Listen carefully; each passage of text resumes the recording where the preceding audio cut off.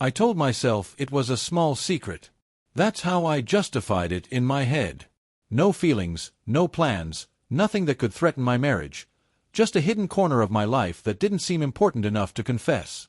I thought my husband would never notice. He always seemed so controlled. Dominant without being loud.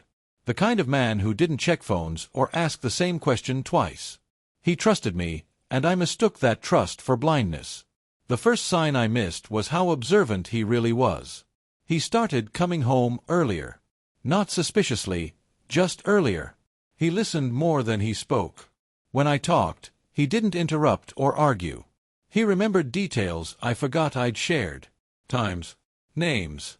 Little inconsistencies that felt harmless to me but were clearly being filed away in his mind. I didn't know he had already noticed the change in my routine. The way I dressed slightly differently on certain days. The way I smiled at my phone before putting it away. I thought I was being careful. I wasn't.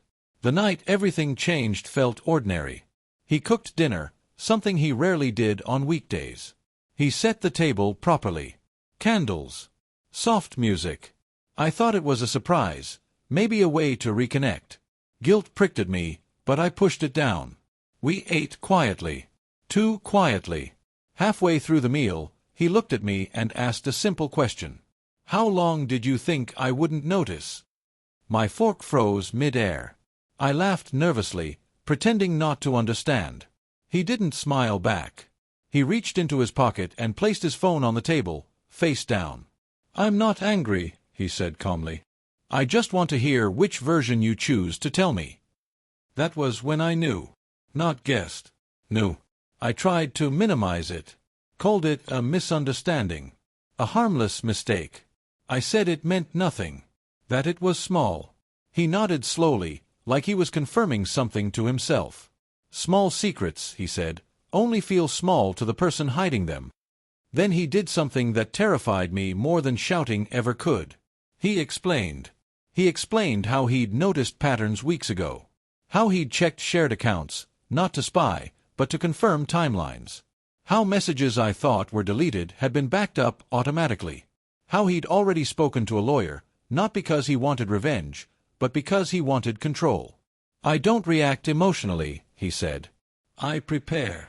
I started crying. I apologized. I begged. I told him I'd end everything immediately.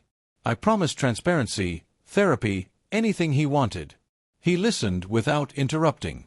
Then he told me what his revenge was. He wasn't going to expose me publicly. He wasn't going to yell or embarrass me. He wasn't even going to tell my family. Instead, he was going to stop protecting me. He had quietly separated finances. Removed my access to accounts I didn't realize were in his name. Changed beneficiaries. Put legal boundaries in place that I only understood days later when paperwork arrived. The man I thought was my safety net was the same man who had been holding everything together. And he let go. My small secret collapsed instantly under real-world weight. The person I cheated with backed away the moment stability disappeared. Friends grew distant when they realized the story wasn't what I'd implied.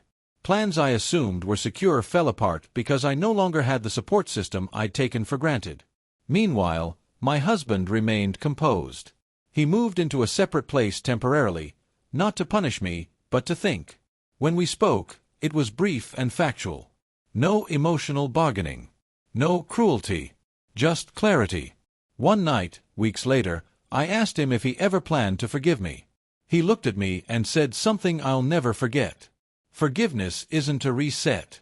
It's a consequence with dignity. That's when I understood his revenge wasn't about hurting me. It was about reclaiming power. He didn't trap me with threats or drama. He trapped me with reality. By removing the illusion that I could betray him and still live comfortably inside the world he built. In the end, he didn't raise his voice. He didn't insult me. He didn't need to. He simply showed me what happens when a dominant man discovers a secret and chooses self-respect over chaos. And I was left facing something far heavier than anger. The truth that some small secrets are only small until the person you underestimated decides to stop carrying you.